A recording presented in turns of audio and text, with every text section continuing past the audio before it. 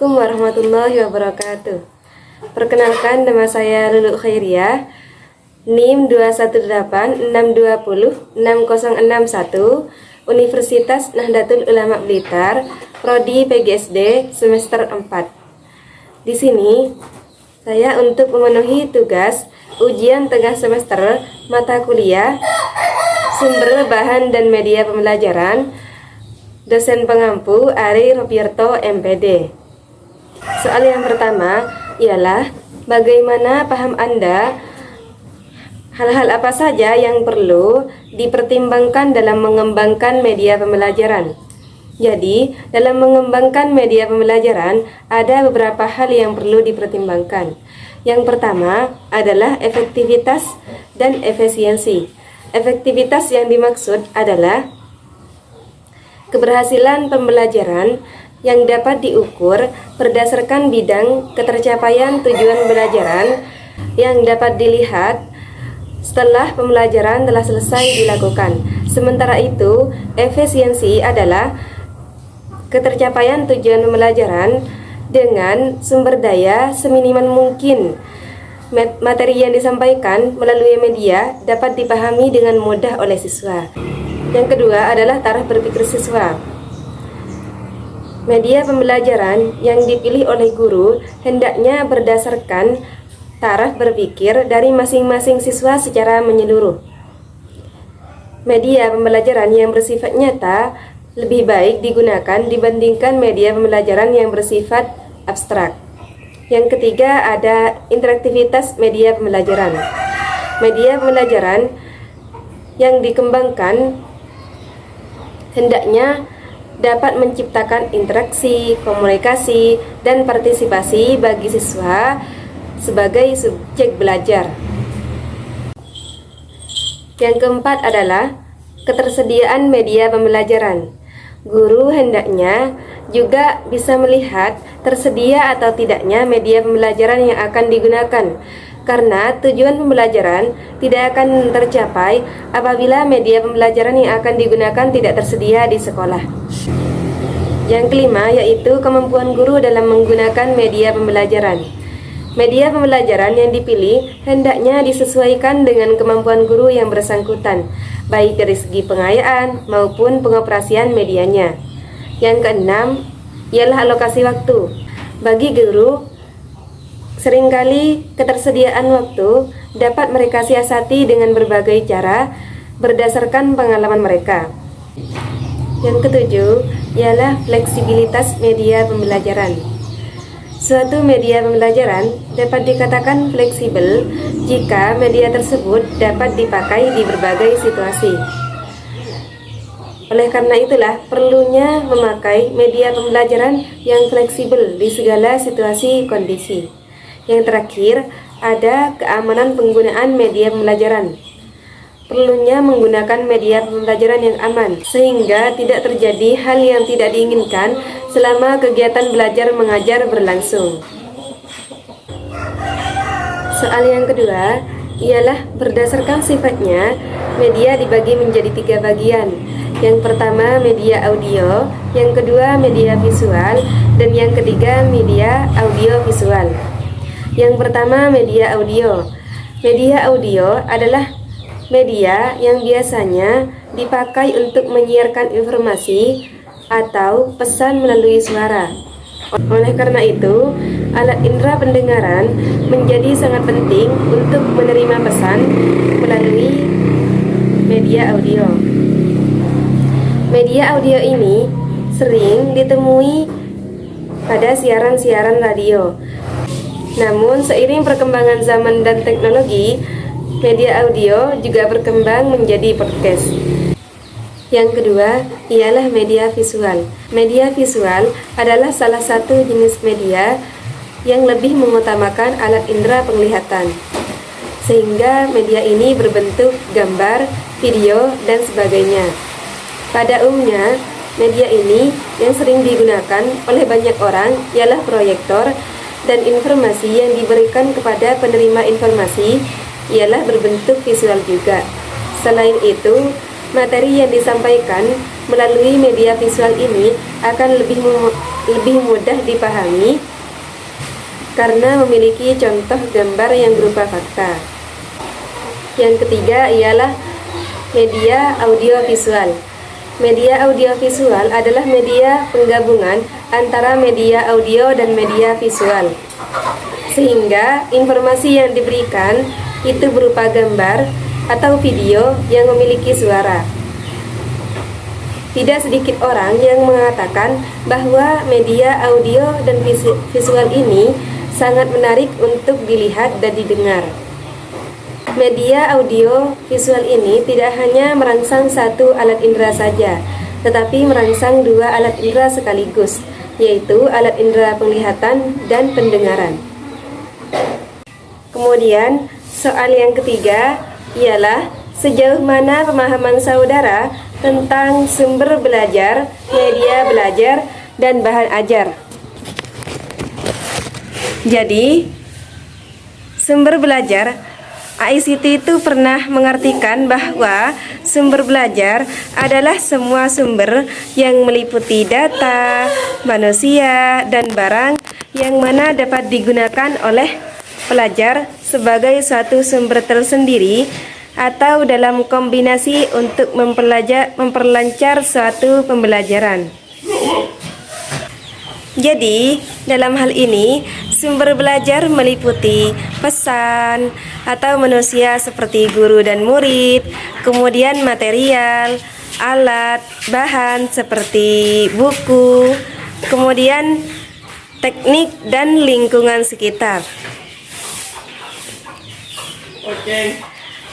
Dari tiap-tiap sumber belajar harus berinteraksi dengan siswa jika menginginkan kualitas dan hasil yang bagus. Sebab unsur belajar itu adalah proses belajar dalam rangka untuk mencapai tujuan pembelajaran yang optimal, maka perlu adanya organisasi pengelolaannya dalam suatu pembelajaran. Kemudian yang selanjutnya ada media belajar. Media sendiri berasal dari bahasa Latin, bentuk jamak dari medium. Jadi secara harfiah media ini adalah perantara atau pengantar. Sedangkan media belajar sendiri adalah salah satu cara atau alat bantu yang digunakan dalam kegiatan belajar mengajar, di mana media ini dilakukan untuk merangsang siswa agar dapat menunjang keberhasilan dari proses belajar mengajar, sehingga kegiatan tersebut dapat efektif untuk mencapai tujuan pembelajaran yang diinginkan. Contoh macam-macam media diantaranya adalah papan tulis, media 3 dimensi, alat peraga, dan sumber belajar pada masyarakat.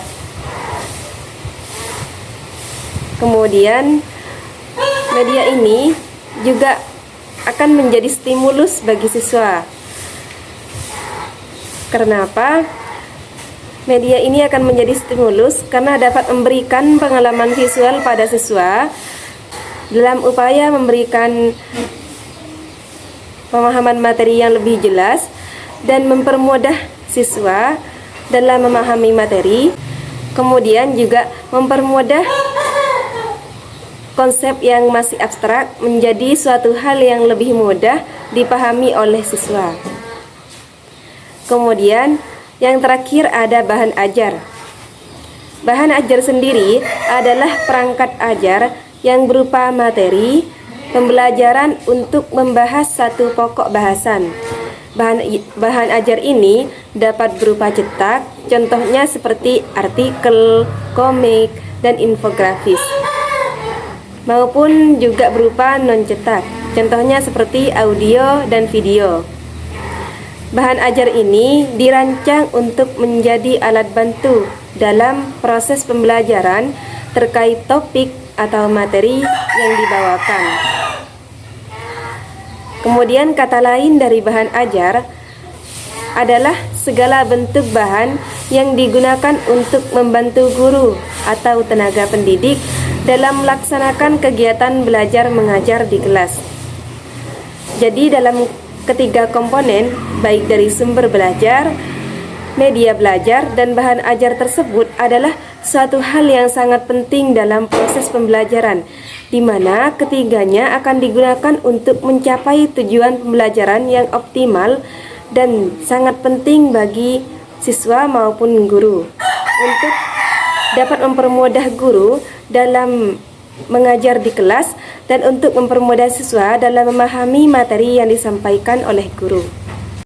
Kemudian soal yang terakhir ialah apa hubungan antara guru, media, dan siswa.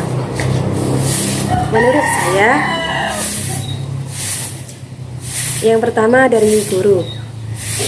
Guru sendiri harus benar-benar memahami media yang mereka bawakan.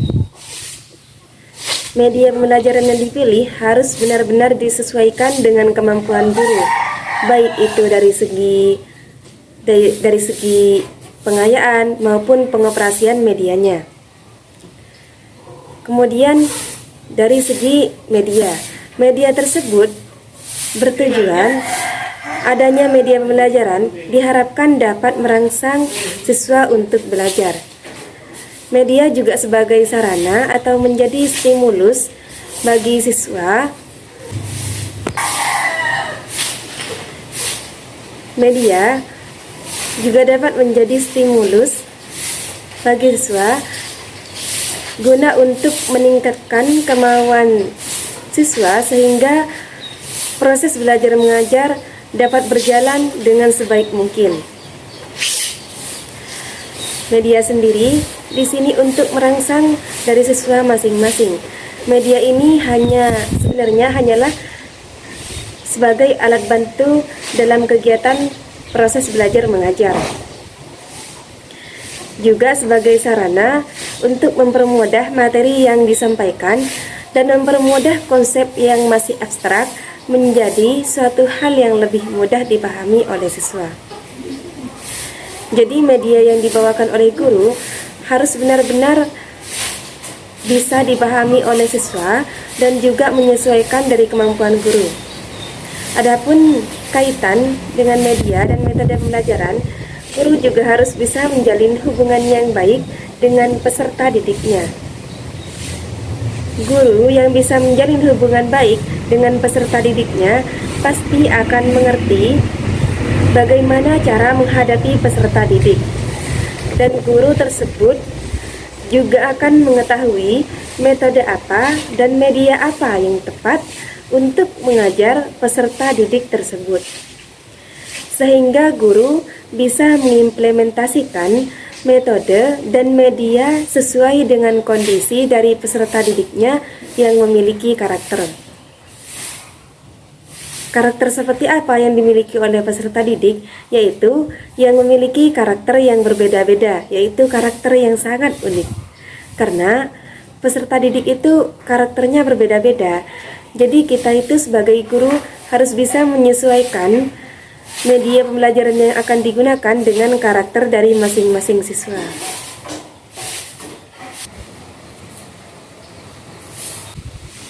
Dan dalam mengajar pun, guru juga seharusnya tidak memilah atau memilih peserta didiknya. Seperti yang sering kita dengar, setiap peserta didik itu adalah unik. Karena mereka itu jelas mempunyai karakter pribadi yang berbeda-beda, sehingga sangat dibutuhkan seorang guru untuk mengetahui dan memahami karakter dari anak didik serta bisa membagi perhatiannya kepada seluruh peserta didik tersebut. Dan tidak hanya berfokus pada salah satu peserta didik saja, tapi kita samaratakan semua peserta didik tersebut karena mereka itu berbeda-beda karakternya. Jadi sebagai seorang guru harus benar-benar memahami karakter dari peserta didiknya agar dapat dengan mudah memilih metode dan media apa yang cocok digunakan untuk peserta didik tersebut. Oleh karena itu, kita sebagai guru ataupun calon guru harus bisa menerapkan media atau metode yang bervariasi kepada peserta didik sebelum kegiatan pembelajaran dimulai, sehingga peserta didik tersebut tidak merasa bosan atau jenuh dan merasa ngantuk pada saat kegiatan belajar mengajar. Jadi, sebagai calon guru harus benar-benar memahami dari segi media apa yang cocok digunakan pada peserta didik dan bagaimana karakter dari setiap peserta didik. Harus benar-benar memahami dari karakter masing-masing peserta didik. Media yang dipilih pun harus berdasarkan taraf berpikir peserta didiknya. Karena apa? Karena setiap karakter peserta didik itu berbeda-beda. Tidak semua peserta didik itu dapat dengan mudah memahami materi yang kita sampaikan.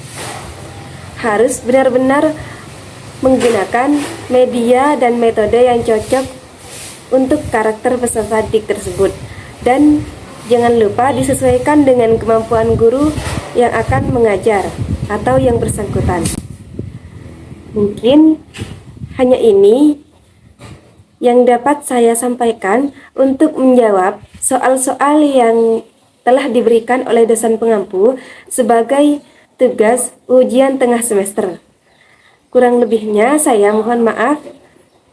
Sekian dari saya. Wassalamualaikum warahmatullahi wabarakatuh.